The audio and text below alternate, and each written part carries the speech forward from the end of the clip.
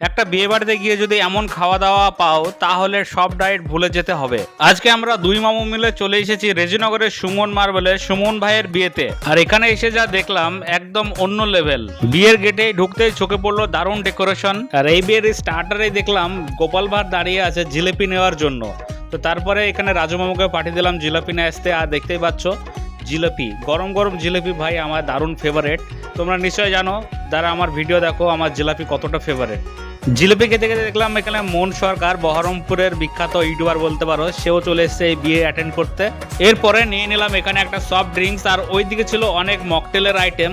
আর দেখতে পাচ্ছ গরম গরম জিলাপি সামনেই ভাজছে। আর তারপরে ছিল একটা কফি। আর ওইদিকে ছিল ফুচকা। স্টার্টারের সেকশন থেকে সামান্য সামনের দিকে এগাতেই দেখলাম এখানে একটা ভেজ সেকশন আছে, যেখানে সব ভেজের আইটেম আছে বিভিন্ন রকমের।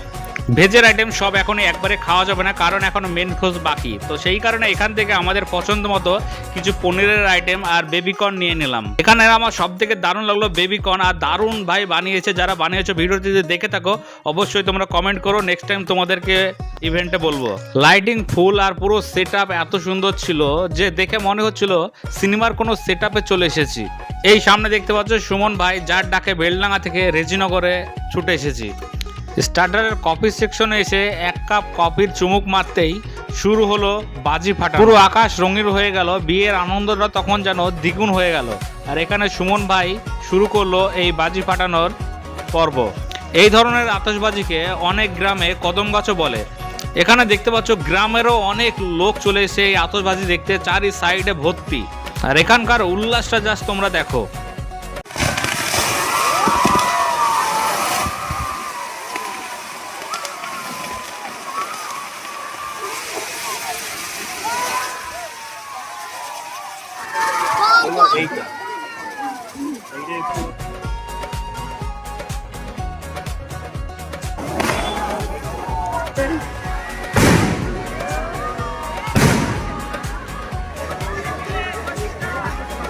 বাজি ফাটানো শেষ, মোটামুটি আধ ঘন্টা মতো লাগলো এই বাজি ফাটানো দেখতে।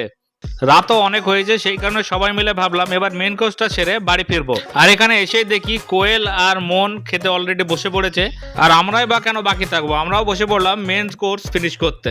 বসতে বসতে এখানে চীনামাটির থালা সার্ভ করে দিল। আর তারপরে চলে এলো এখানে স্যালাড আর ফিশ ফিঙ্গার। ফিশ ফিঙ্গারটি ছিল খুবই ক্রিস্পি এবং খেতে সুস্বাদু। আর তারপরে কুলচাওয়ের মতো একটা কি জিনিস দিল ভাই, এটার আমরা নাম জানি না, তোমরা জেনে থাকলে অবশ্যই কমেন্ট করে জানাও। আর তার সাথে ছিল পনিরের তরকারি। তারপরে চলে এলো জর্দা পোলাও। আর এখন ফ্রাইড রাইসের বদলে এই জর্দা পোলাওটা খুবই ট্রেন্ডিং চলছে এখন বিয়ে বাড়িতে। জর্দা পোলাওয়ের সঙ্গে চিকেন চাপ, দারুণ কম্বিনেশন। আর সব শেষে এলো বাঙালির প্রিয় খাবার ভাত, আর তার সঙ্গে ডাল, একবারে ভাই জমে ক্ষীর হয়ে যায়। আর তারপরে চলে এসে সবজি তো ভাই আমার একদমই ভালো লাগে না, সেই কারণে সবজিটা জমে নিই না। আর এখানে ইউনিক ছিল এই চিংড়ি মাছটি। প্রতিটা বিয়ে কিন্তু এই চিংড়ি মাছ খুঁজে পাওয়া যায় না, তো চিংড়ি মাছটাও খেলাম এখানে। আর চিংড়ি মাছের পরে চলে এলো খাসির মাংস, যেটা একদম সবাই ভাই এটার জন্য ওয়েট করে বসে থাকে। আর সবশেষে ডেজার্টে ভাই যা যা থাকে মিষ্টি সবই ছিল, কিন্তু এক্সট্রা ছিল এখানে ভাই পান। খাবার শেষে এখানে রাজু মামু বললো একটা কোল্ড ড্রিঙ্কস তো খেতে হবে, সেই কারণে আবারও চলে আসলাম সেই স্টার্টার সেকশনে। আর এখানে এসে নিয়ে নিলাম একটা কোল্ড ড্রিঙ্কস। শেষমেশ দারুণ ডিনার সেরে সুন্দর কিছু মুহূর্ত ক্যামেরায় ধরে আমি রওনা দিলাম বাড়ি যাওয়ার পথে। আর সুমন ভাইকে অনেক শুভেচ্ছা নতুন জীবনের জন্য। আর এখানে দেখতে পেলাম চার্লি চ্যাপলিনও ড্যান্স করছিল।